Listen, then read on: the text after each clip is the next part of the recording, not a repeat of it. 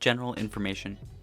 Boiling Bolt is an indie shoot-'em-up game made by Persistent Studios and seems to be the first game they developed. Boiling Bolt was released on Steam on December 5th, 2017, and published by Dear Villagers. Dear Villagers also publishing games like Neurovoider, A Normal Lost Phone, and Splasher. The game doesn't appear to have a big player base and only has 2 reviews. The game was made on Unreal 4 engine, a popular engine amongst indie developers. Fortnite, Gears of War, and Squad are some games that also use the engine amongst many. The game didn't appear to have enough ratings on Metacritic to give it a score, so you will just have to take my word for all of this. Other info. Playtime, 1 hour. Achievements, yes. Steam cards, yes. DLC, no. Workshop, no. Multiplayer, yes. Co-op, yes. Controller support, yes. Character customization, no. And the most important question, can you see your legs? No. Graphics and performance. Boiling Bolt offers a 3D take on the 2D twin-stick shooter, and both elements don't crash and contrast each other. Made on Unreal Engine, I kinda expected something a little more grand. It wasn't the best looking game I played, but for a 2D shooter I felt that it competed quite well with other games in the genre. The environment was probably my favorite part. Graphically, the ships looked sort of plain and didn't really surprise me. The projectiles and effects were decent and maybe on par with environment, which I think is important in a game of this fashion. One thing that did throw me off was the anime/manga style of the characters and the dialogue. It just seemed out of place but didn't hurt the game. Being a 2D game on a 3D backdrop didn't seem to add any issues to performance and ran very well on Ultra on my rig, but I feel like you wouldn't need an enthusiast grade PC to run this game. The minimum requirements looked aimed pretty low, so I wouldn't see most PCs having any troubles running this game. Overall, I gave graphics and performance a score of 5. Gameplay and story. The game is very basic and easy to pick up, but to be expected with a 2D game that could be easily found in an arcade. This game does offer a lot of room of mastery though, with upgrades for your ships that adhere to your playstyle, as well as a ranking system to let you know how you are performing.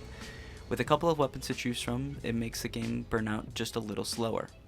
The game seems to offer quite a few levels as well, and can be played in various fashions, including cooperatively with a friend.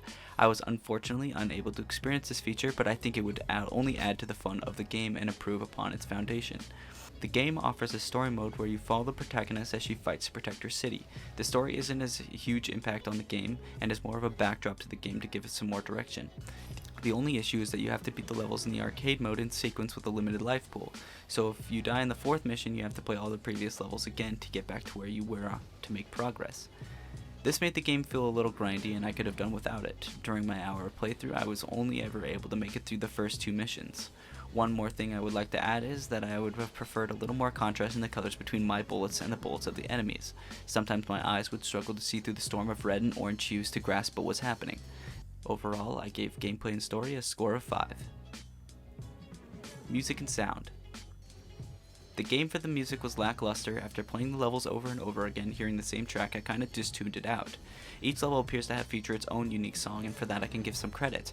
The sounds were the run-of-the-mill shooting and explosion sounds.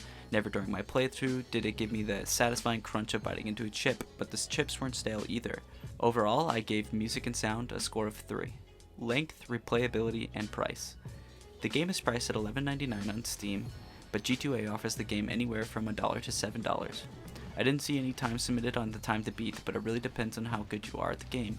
If you beat it on your first playthrough, I think it'll take about an hour or so for you to beat the game. But since you will be constantly starting over, I'm sure you will be spending quite a bit of time if you're looking to beat the game.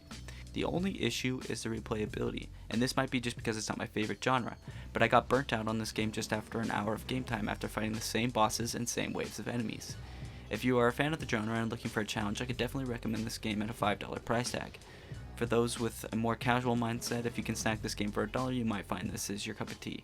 I just wouldn't recommend spending $12 on a cup of tea.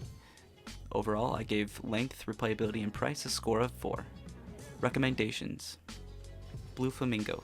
The game takes the 2D shoot 'em up to the skies in a handcrafted adventure that has a very unique style as well as being on the rails so you can lean back and shoot to your heart's content. Steered. Steered offers a choice of playstyles, 6 with an on-the-rails shoot 'em up with a nice pixel art style, as well as offering local co-op if you wanted to play with one of your friends. This game offers a little more replayability if that's an issue for you during your playthrough of Boiling Bolt. Summary. Boiling Bolt tried to do something crazy with its combination of 2D and 3D gameplay and art, but doesn't do anything to set it apart from other games beyond that. Overall, the music effects and story were not enough to keep me interested in trying to grind through all the missions. I gave Boiling Bolt a score of 22 out of 50. Thanks for watching, and I hope I can see you in the next one. Cheers.